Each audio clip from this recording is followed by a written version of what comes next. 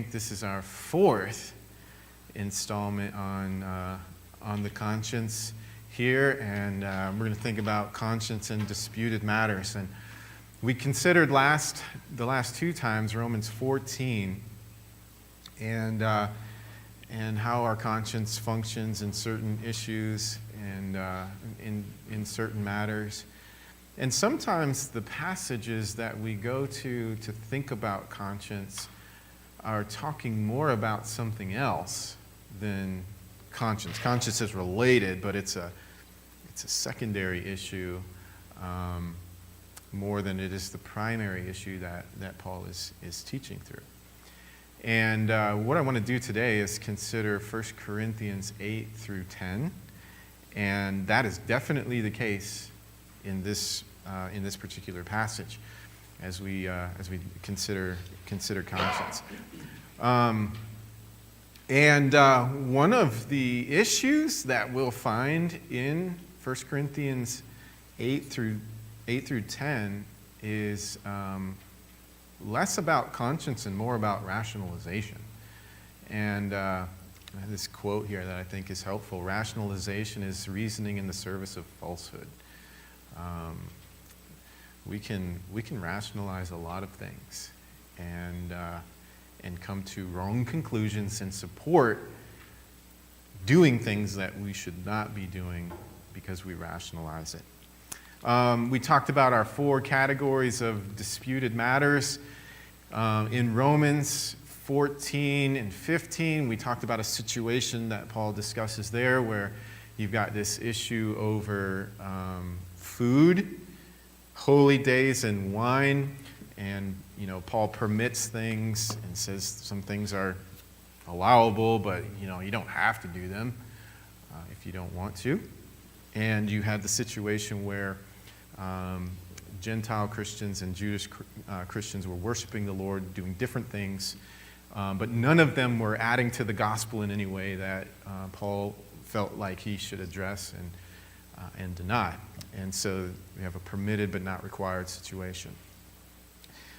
In 1 Corinthians 8 through 10, I think we have mostly a situation that is permitted but situationally restricted. And so kind of the presenting issue is this concept of meat, and specifically meat offered to idols. And should Christians participate in that, in eating meat that had been offered to idols? If so, when is it okay, when is it not? Next time, we'll talk about principles and prudence. This is like, you take a biblical principle and you apply it to a certain situation in your life. You inform your conscience, and then maybe a scenario or a situation might require some prudence on whether you do something or do not, whether you exercise your liberty or withhold it. And then we'll talk about personality and preference-based. I'm not sure if that's going to be 2 lessons or 1. So when I start working on principles and prudence on Monday or Tuesday, and I'll see how far I get, and if we finish this class next week, or if it's going to take 2 weeks. So let's talk about 1 Corinthians 8 through 10. And what I'm going to do is just walk you through some general considerations here. Number one is this passage is not really about a disputed matter. It's about idolatry, more or less. And so as we work through this passage, I'll talk a little bit about the historical and the cultural context for Corinth, and hopefully that will help us understand how this is more about idolatry than it is what kind of meat you're eating, and what function that the role of eating that meat plays. I think that this passage is part of an ongoing conversation between Paul and this church. I've read about it, and I can never keep it straight, but 1st and 2nd Corinthians isn't the only letters that Paul wrote back and forth to the church at Corinth. We don't have some of them, and I think that there's like 4, maybe 5 letters that scholars think that were actually written back and forth. And then they place 1st and 2nd Corinthians within idols is an ongoing discussion. This church, the Corinthian church, should be aware of the Jerusalem Council's decision on food that's been offered to idols. So if you were to read Acts chapter 15, when the church is new, pretty new, and the elders and the apostles gather in Jerusalem to talk about what to do with these Gentiles who are now part of the church, and should the Jewish laws be imposed upon them and whatnot. The council came to this decision that the Gentiles should not eat, or anybody should eat food offered to idols, abstain from sexual immorality, and anything that was strangled. Okay, so this whole idea of not eating, abstaining from eating food offered to idols is an issue that has been established by the Jerusalem Council, by the elders there. The fourth thing that we should consider is that some of the terminology that we find in Corinthians is not an exact parallel to the terminology that we have discussed in Romans 14 and 15. So if you remember, in Romans 14 and 15, Paul identifies the strong and the weak. And the strong were the Christians that held to a more permissive position as far as food and holy days and wine. And the Jews were likely the person who were described as the weak, who held a more restrictive position on those issues. I think weak in 1 Corinthians is not the same as the weak in Romans, because the weak seem to be more permissive and engage in the food offered to idols with no scruples when they should have some. And so the weak isn't exactly the same there. All right, so and the last consideration, the general consideration I think that Paul gives is the glory of God and the advancement of the gospel are our primary concerns whenever we think about these disputed issues or issues of conscience and whatnot. That is the same as far as Romans 14 and 15 is concerned. So my love for my brother and the glory of God are always paramount in when and how we choose to exercise our freedom in Christ. So we want to keep those two things at the forefront of our mind. All right, let's do a brief overview, if that's even possible, of Romans 8 through 10. Now, if we look at Romans chapter 8, verse 1, Paul is going to address the Corinthian church, at least some of the members there, rationalizing their practice of violating the command from the Jerusalem Council. So in chapter 8, he begins by saying, now concerning food offered to idols. Okay, so this is like he's switching from other topics that he's discussed already, and he's bringing this topic up. He says, we know that all of us possess knowledge. Okay, and if you notice that in our Bibles, all of us possess knowledge is in quotes. Now, the reason for that, when you see Paul make a statement and then you see a phrase or a statement in quotes, it's there because the translators, the scholars think that Paul is actually quoting the Corinthians in that case. And so it's possible that all of us possess knowledge is something that the Corinthians said, and Paul is going to address that issue. Paul goes on to say, this knowledge, this quote knowledge, puffs up, but love builds up. If anyone imagines that he knows something, he does not yet know as he ought to know. But if anyone loves God, he is known by God. Therefore, as to the eating of food offered to idols, we know that an idol has no real existence. Okay?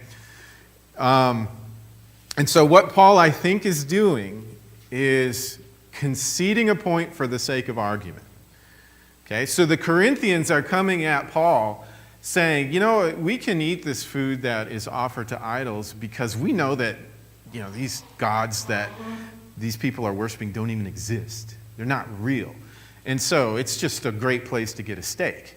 We can go do this and it's not a big deal.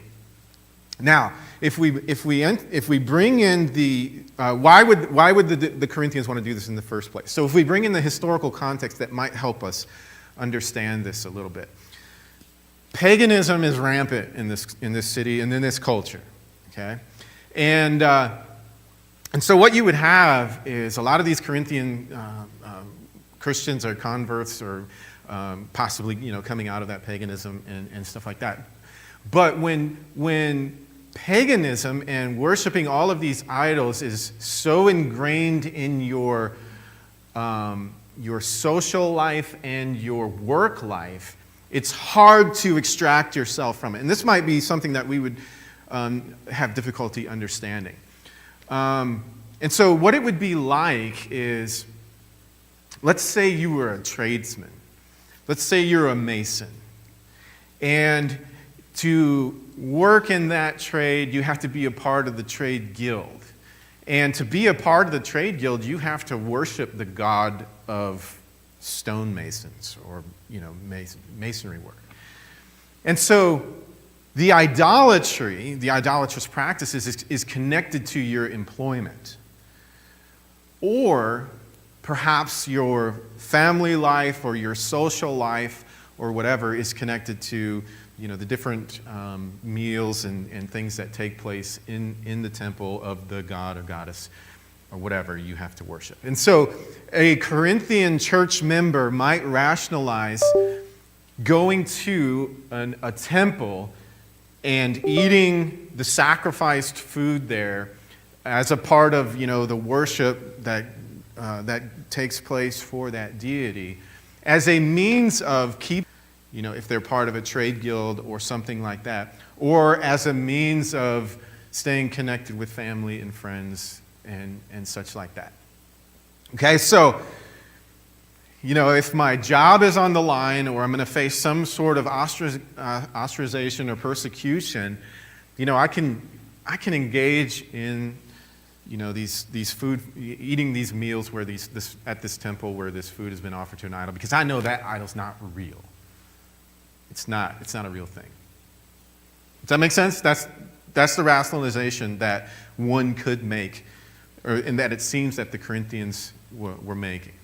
And so Paul is conceding that knowledge for the sake of argument. Okay? You've got knowledge. We know that the gods aren't real and whatnot. But there is no God but one. He goes on in verse 5 of chapter 8, although there may be so-called gods in heaven and earth, as indeed there are many gods, quote, gods, and many, quote, lords, yet for us there is one God and Father from whom all things and for whom we exist, and one Lord, Jesus Christ, through whom all things and through whom we exist.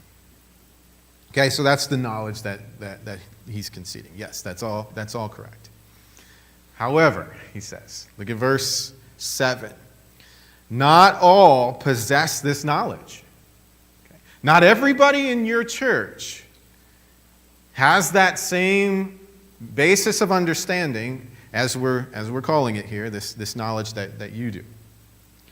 Some, through former association with idols, eat food as really offered to an idol, and their conscience being weak is defiled. So there are some people that are coming out of this paganism that really believe that when you eat that meal, you are worshiping a god. There is a God behind that. And so we need to think about that. He says food will not commend us to God, but we are no worse off if we do eat and no better if we do. But take care that this right of yours does not somehow become a stumbling block to the weak. Okay. So now I think that the weak in this case are these formerly pagan idolatrous worshipers who have converted to Christianity. They are worshiping the one true God now, but they still associate that idolatrous pagan worship, like there's a God behind that. Okay? And so the danger is, if these Corinthians who have the knowledge that there is no God behind, it's not real, go to these temples for whatever reason they've rationalized and eat that food that's sacrificed to that idol as a part of the worship that goes on there, the weak ones will see them do that and say, oh, I can be a Christian and a pagan. I can add Christ to my pantheon of deities and worship both, and it's not going to be a problem. Okay, I can do that. Well, here Paul says again that if you do that, and it's interesting, he's not calling them strong in this case. These people who are operating on this, quote, knowledge, he's not calling them strong. Strong isn't even a word that's used here. So if you do that, you're going to cause these weak people to stumble. Okay, so let's hang on to that word stumble, or be a stumbling block to the weak, and we'll discuss that again real quick. He says, for if anyone sees you who have knowledge, eating an idol's temple, will he not be encouraged if his conscience is weak to eat food offered to idols? And so by your knowledge, this weak person is destroyed. The brother for whom Christ died, thus sinning against your brothers and wounding their conscience when it is weak, you sin against Christ. Therefore, if food makes my brother stumble, I will never eat meat, lest I make my brother stumble. Okay, so I think the argument that Paul is making here is if those who have knowledge are just going to engage in that, in those festivals and eat the food there that's been offered to idols, the weaker ones are going to associate that with it's okay to worship this God and Jesus, because they don't have the same knowledge. And that is going to create a stumbling block for those weaker Christians, and Paul warns it's going to destroy their faith. Okay. So last time we talked about stumbling blocks as a stumbling block is something that we do that contributes to a person walking away from the faith. Okay, so when you see stumbling block used, it is in respect to someone falling away from the faith. Coincidentally, or not coincidentally, if given our understanding of providence and sovereignty. In John 15 and 16 this morning in our text, Jesus is going to say, I'm telling you all of this right now so that when the time comes and these things happen, you don't fall away. Same word, stumble. Okay? Abandon the faith. And so what's happening here is when these Christians with knowledge do what they do and the Christians that are weak see them do what they're doing, they add, it's like, okay, we can worship God and we can worship all of these other deities. You lose the exclusivity of worshiping God and God alone and the exclusivity of following Christ and Christ alone. And in that way, they fall away from the faith because genuine Christianity, true faith, is faith in God, faith in Christ and Christ alone. So that's the sort of stumbling block that these Christians with knowledge are placing in front of the weak and destroying their faith. Now, we talked about the concept of destroying one's faith or somebody's faith. How can we do that? And it was asked. The question was asked, to make a distinction, between, salvation and how we can cause someone to lose their salvation. And so, as I thought about that throughout the week, I thought of maybe a better way to explain it or a more helpful way that might bring a little bit more clarity. Yes. No. So in Romans 14, in 1 Corinthians 8 here, Paul talks about destroying people's faith. How is it that if salvation is a work of God from beginning to end, how can we contribute to someone losing their salvation, essentially? It's what it might sound like. Well, the way that I would maybe explain it, in addition to what I said last week, again, I'm not changing anything I said last week, I'm just trying to build on it, is when it comes to the salvation of a soul, it is a work of God from beginning to end. He's sovereign over all of that. Yet, he chooses us as believers to participate in his saving work through our evangelism and the spread of the gospel. So, in one sense, we can participate in the salvation of other people by our witness, by our testimony, and our discipleship. I think, I should have looked this up. Sorry, this is off the top of my head. But I think Paul gives instructions to Timothy to make sure that he pays attention to the preaching of the word and the teaching of the word, and in doing so, he will save the souls of his hearers. Paraphrasing, I'm not exactly quoting that directly. He's not saying that you're going to actually stand in for Jesus Christ and be their Savior. It's just you're participating in the work of discipleship through which God is going to save people. If that is true, then I think the opposite is true as well. Is that we can conduct ourselves in a way that would aid in or participate in the falling away from someone, from the faith. It's not that we are responsible for their going to hell or rejecting Christ. Each individual is ultimately responsible. But in the same way that we can partner, we're engaged in the work of discipleship and helping people follow Christ, we, by our actions and our words, can contribute or participate in their destruction as well. I think that is what Paul is saying. And so that is why it's so important that we consider what we're doing and what we're saying, because we don't want to contribute to or participate in the destruction of anybody's faith. So that's like the base issue that Paul is dealing with in chapter 8. Yes?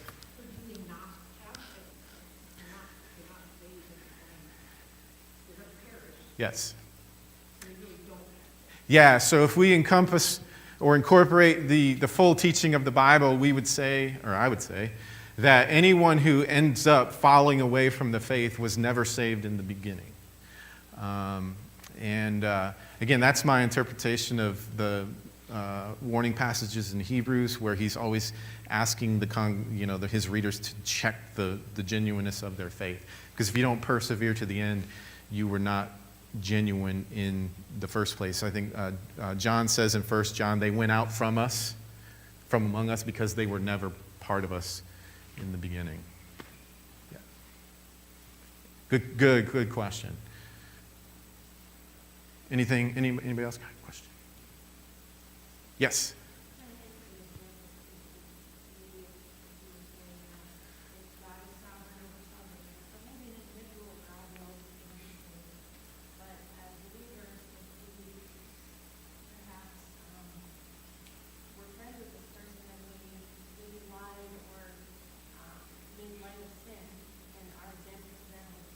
Mm-hmm.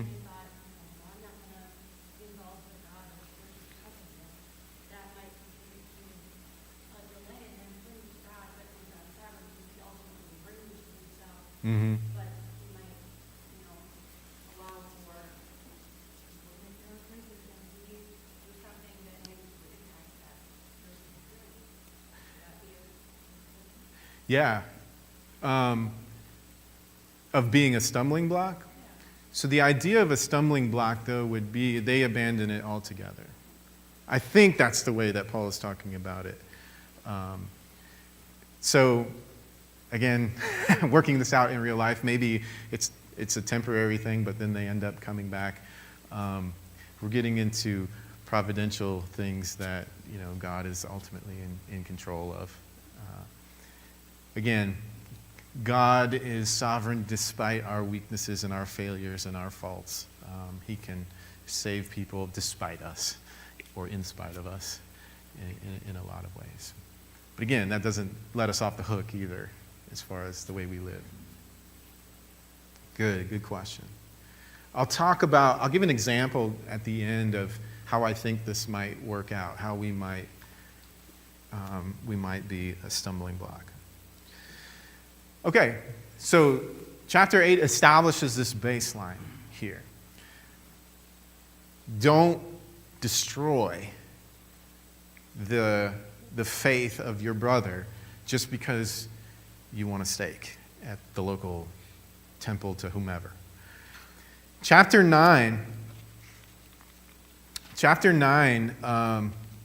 is basically Paul going through all of these instances where he's got a lot of rights as an apostle.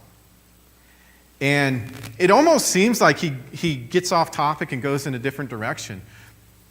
But what he's really doing is explaining that, hey, I don't exercise my rights all the time because I want the gospel to advance and I want to do what is best for the churches. And so as an apostle, I could demand payment for my work.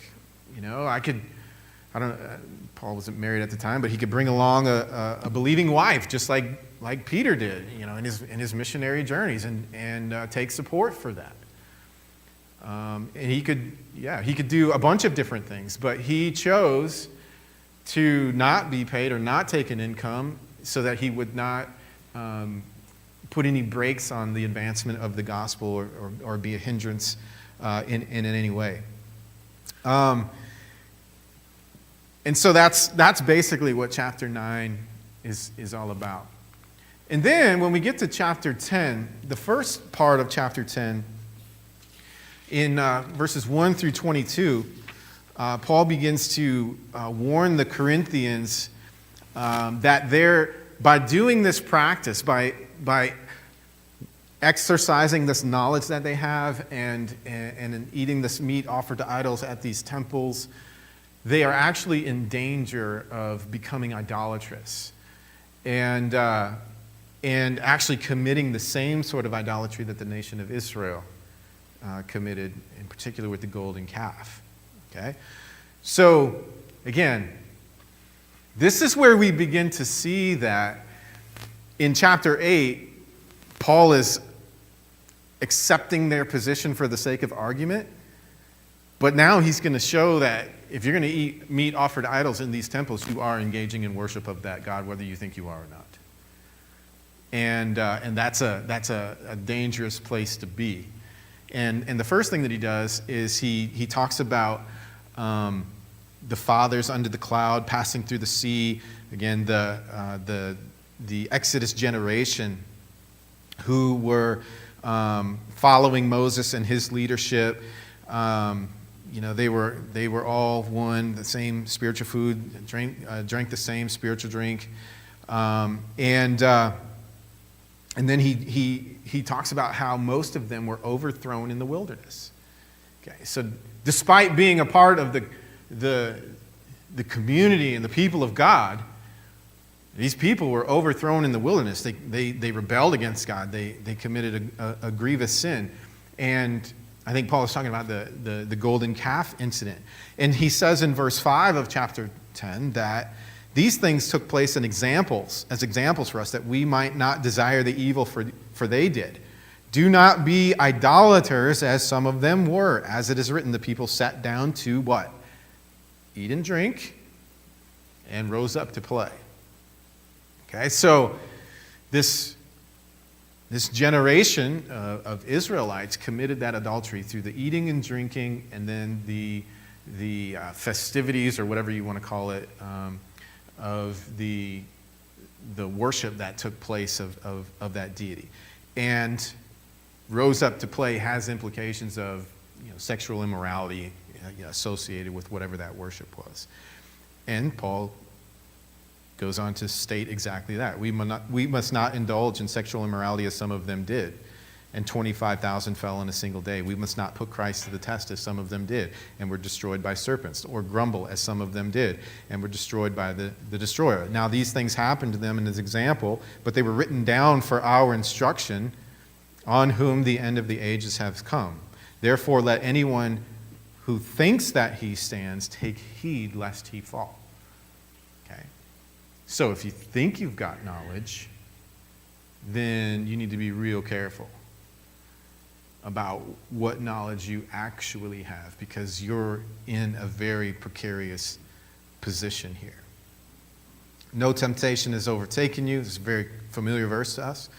That is not common to man, but God is faithful. He will not let you be tempted beyond your ability, but with the temptation will also provide the way of escape that you may be able to endure it. Therefore, my beloved brethren, flee idolatry.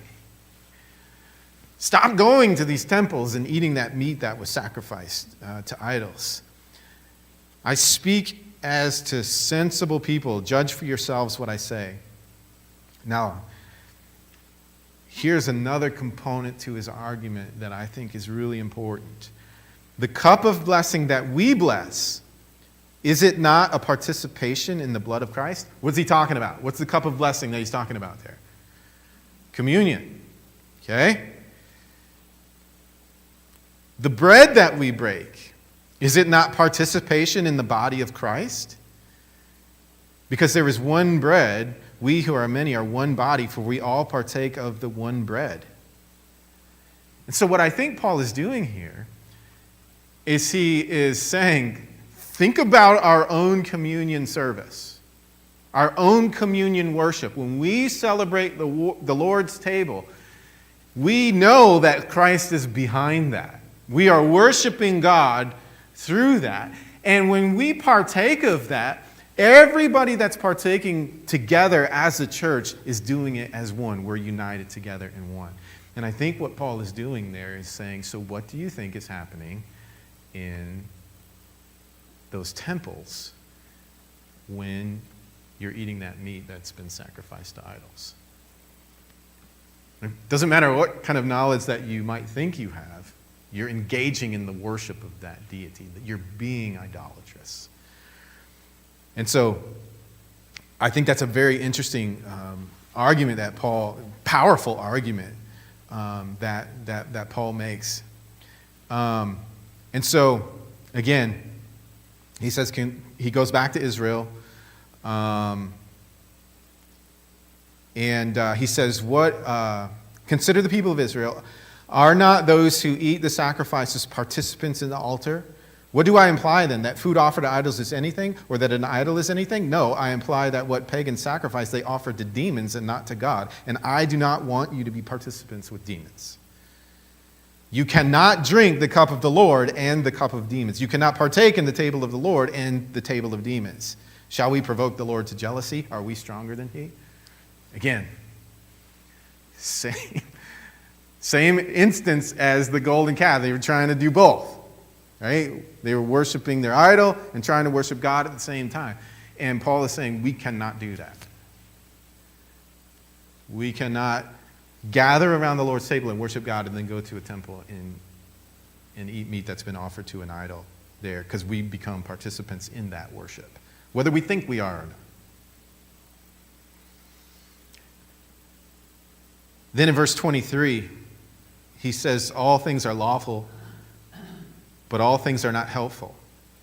All things are lawful, but not all things build up. Now, notice again that all things are lawful is in quotes in both instances. So again, what I think Paul is doing is he's reacting or responding to the Corinthians' argument. All things are lawful. Okay, we're under Christ. We have this freedom in Christ. These gods aren't real. And Paul is saying, that may be true, but all things aren't helpful. All things are lawful, but all things don't build up. And then he says, let no one seek his own good, but the good of his neighbor. And then he goes on in 23 through 30 to prohibit eating meat in the temple. And again, this is in conjunction with the issue, the edict from the Jerusalem Council. Then he goes on to give them further instructions. Verse 25. Eat whatever is sold in the market without raising any question on the ground of conscience. For the earth is the Lord's and the fullness thereof. If one of the unbelievers invites you to dinner and you're disposed to go, eat whatever's set before you without raising a question on the ground of conscience. Okay, so here's two scenarios where eating meat offered to idols is going to be acceptable. Okay, so after the sacrifices in the pagan temples were done and these cows or lambs or whatever were sacrificed, the meat would be butchered and then it would make its way to the market, and the average person, could buy that meat and take it home and grill it. He said, if you go buy it in the market and take it home and eat it, that's fine. Just don't ask. Don't ask where it came from. Okay. That's a different scenario because you're not engaged in any worshipful practices with this meat that you're buying in the market. But if you are invited by an unbelieving friend who might be a pagan idolater, and they go to the market and they buy some of that meat that's been offered to the idol, and you go over and you're disposed to go over to their house and have dinner with them, eat whatever they put in front of you, and don't ask where it came from. No big deal. You're not engaging in worship there. The historical and cultural context might also speak into this to some degree, and there might be a situation where you might be invited to an unbeliever's home, but they might reveal that the meat has been offered to an idol, and they might say a prayer of something or other to that deity as part of the meal that you participate in there. If that, even though it's not in the temple, if that were to happen, then there might be a stipulation on whether or not it's acceptable to eat, because now worship has been associated with that. So the key is, what are we worshiping here? And so Paul gives these instructions. He says, but if someone says to you, this has been offered in a sacrifice, then do not eat it for the sake of the one who informed you and for the sake of conscience. I don't mean your conscience, but his, for why should my liberty be determined by someone else's conscience?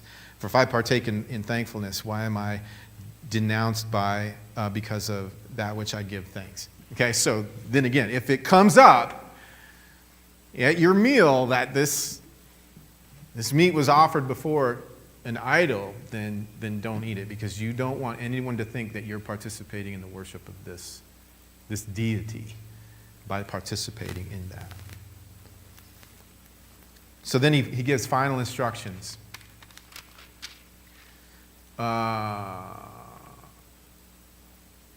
Whatever you do, whatever you eat or drink, whatever you do all to the glory of God.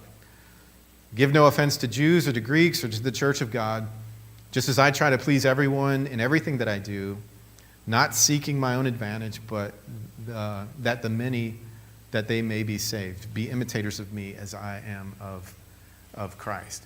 So that's the final instructions that Paul gives as far as this meal is concerned, and how they should approach thinking about meat offered to idols. Do everything to the glory of God, and don't offend. Don't put stumbling blocks. Don't destroy the faith of your fellow church members and push someone away from Christ and their final salvation. Now, given all of that,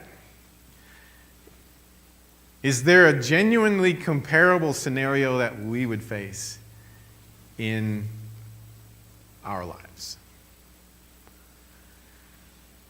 Well, I think I have one that's comparable, maybe more relatable today is, and I have talked to you about this, as part of where I work, we have to occasionally take these classes, not even a test, but you have to acknowledge it, that you took it.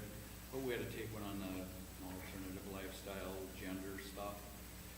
And in no way, and I asked you, you said, well, have you ever taken on an evolution? Does that mean you agree? It's like, well, of course not. So I thought that was a great example. But with that, I took it, but if my employer would have required me to, start doing the pronoun on my emails, I would have been out. But taking the test, in no way was I supporting that. I'm just going through a procedure. But could I have offended another Christian? I'm not even taking it. That's horrible. So, I mean, I just think that's another example where you could offend someone by doing that, but there was a line for me based on your counsel, and Yeah. I felt I didn't cross that line. Yeah, and the line would be, are you promoting it by doing whatever that you're... I think that you're you're doing. accepting that this is a genuine option or lifestyle. I would have been out at that point. Right. I was not required to do that. So I just wanted to say, I thought your counsel of, just because you go through the steps of writing something down doesn't mean you're supporting it. There are things to stick your tail in the ground on. Yeah. And I think in his situation, what he's talking about is there's like objective, and we might not agree with the answers, but there are objective answers to these questions. It's not, do you believe this with all your heart, soul, mind, and strength? That kind of thing. Yeah. If you go out with someone and they want to sit at the bar, and you have a personal conviction about drinking, Right. that's the end. Where does that fit in? Can you do it as unto the Lord? Sit at the bar? Yeah. Then don't do it. You're sharing the gospel. Well, that's a matter of conscience, how your conscience is informed then. Yeah. James. Would it apply to how people are doing these holidays, like Halloween? Maybe. Yeah, if you're worshiping, if you're engaged in a certain idolatrous practice by celebrating Halloween or whatever, I guess. eating candy offered to idols. I mean, I guess when you're saying that you go into the temple and you're participating in that, whether you think you are or not. I mean, would that mean if you are participating in Halloween, you're participating in the pagan origins of that, whether you think you are or not? I think that would depend on the context. So if you're out trick-or-treating on Halloween, I'm not sure that anyone else is engaged in idolatrous practices. Maybe. Again, that would be a scenario you would have to think about and determine. Here's a situation that I think would be genuinely comparable to 1 Corinthians 8 through 10. Let's say you've got a friend who's a Hindu, and you talk about religion all the time, and you compare and contrast and do all of that stuff. Of course, as a faithful Christian, you're going to do what? You're going to invite him to church and whatnot. And so what might happen then, he's like, okay, you come to my whatever temple, my Hindu temple now. Okay? And so you're disposed to go because, you want to go tit for tat on that. And at the Hindu worship service, they have a meal called prasada. And what that is they prepare this food. The food is offered to the Hindu god, Dura or something like that. One of them, I think there's a lot of gods, but it's offered to the gods, and then it is distributed among the worshipers there. Now, you could think in your mind that Hinduism's not real. This is a false religion. I'm just here for the food and, the immersive dining experience. But that would be like a genuinely comparable situation to what the Corinthians are facing here. And by the way, we might not face this a ton in the U.S., but this is a really big deal in the East, in Asia, and the Middle East. That kind of thing. This is a bigger deal for Christians who perhaps have come out of that or have family members in it, and are trying to minister in these contexts. So, going to that Hindu thing and participating in the meal, is engaging in worship to that Hindu deity. And one of the issues that you will face as well is if your weaker brothers or whatnot see you go in there and engage in that, they might think that is acceptable. And you would be distorting the exclusivity of worship of God and your testimony and to your community, to your friends in that way. So that I think is a more inline example.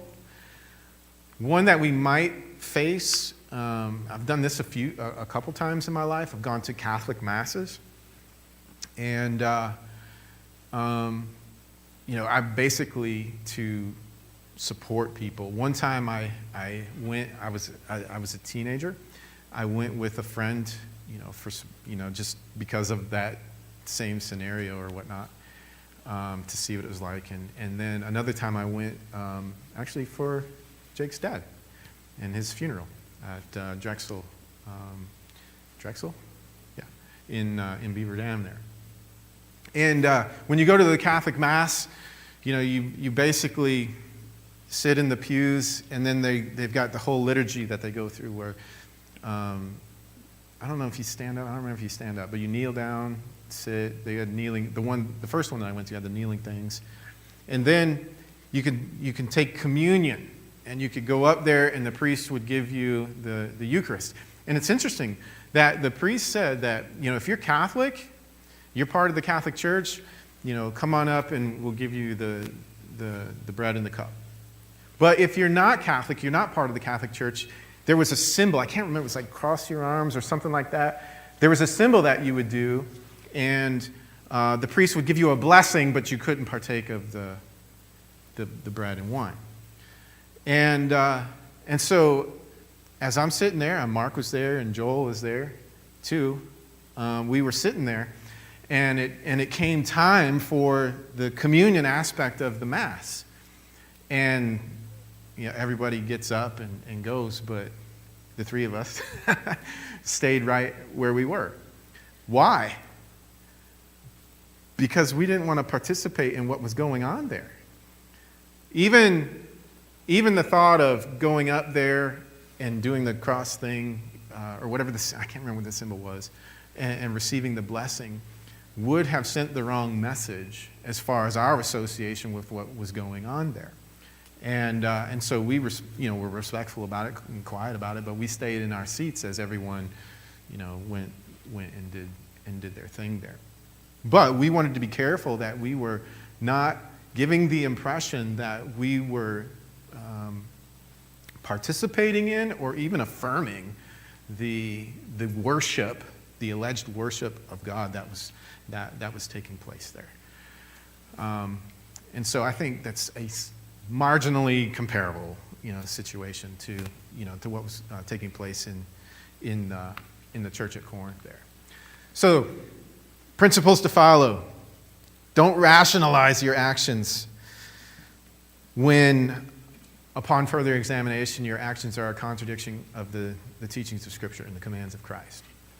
Be willing to adjust your behavior when actions might cause confusion about the gospel and those who are observing your actions and what you're doing. Don't be overly scrupulous, searching for every possible reason to restrict your freedom. Live in freedom from sin to the glory of God. And don't overly value your knowledge, all right?